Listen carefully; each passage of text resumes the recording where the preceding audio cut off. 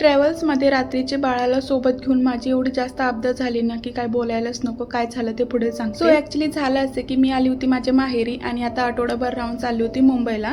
तर हे बोलले की तुला किती दिवस राहायचे तेवढे दिवस राहा, त्यानंतर तू ये ट्रॅव्हल्समध्ये. कारण ना आमच्या म्हणजे माझ्या माहेरी ना घराच्या पाठीमागं ट्रॅव्हल्स येते आणि डायरेक्ट मुंबईमध्ये थांबते. सो मग तिथं ते येतात न्यायला. तर संध्याकाळी 6:30 वाजता ट्रॅव्हल्स येते. आम्ही घराच्या पाठीमागं गेलो आणि तिथे एक दुकान आहे, तिथून मम्मीने ना बुगूसाठी खाऊ घेतलं.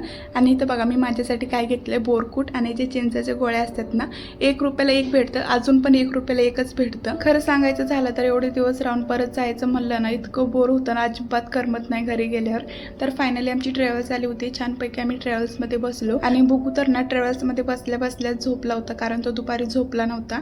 त्यानंतर मसवडमध्ये ना अर्धा तास काहीतरी गाडी थांबते. त्यानंतर मग रात्रीचे 12:30-1 वाजता ना गाडी थांबते जेवण करण्यासाठी. आणि मम्मीने माझ्यासाठी ना मसाला भात केला होता, कारण मला चपाती भाजी असं काही ट्रॅव्हलिंगमध्ये खाऊ वाटत नाही. आम्ही दोघांनी मस्त जेवण केलं. त्यानंतर ना रात्रीचे 2 वाजता ना गाडीला अचानक काय झालं होतं काय माहिती, एका साईडचं टायर आहे ना त्याचं बलून काहीतरी असताना ते फुटलं होतं आणि गाडीने एका साईडला पूर्ण वाकली होती. तुम्ही बघू शकता कशा पद्धतीने वाकली. आणि ज्यांना कुणाला सकाळी लवकर पोहोचायचं होतं आणि काहींची तर परीक्षा पण, त्यांना ना दुसऱ्या ट्रॅव्हल्स थांबवून ना त्या गाडीमध्ये पाठवून दिलं आणि कुणीही गाडी थांबवत नव्हतं आणि माझ्यापाशी भरपूर सामान होतं.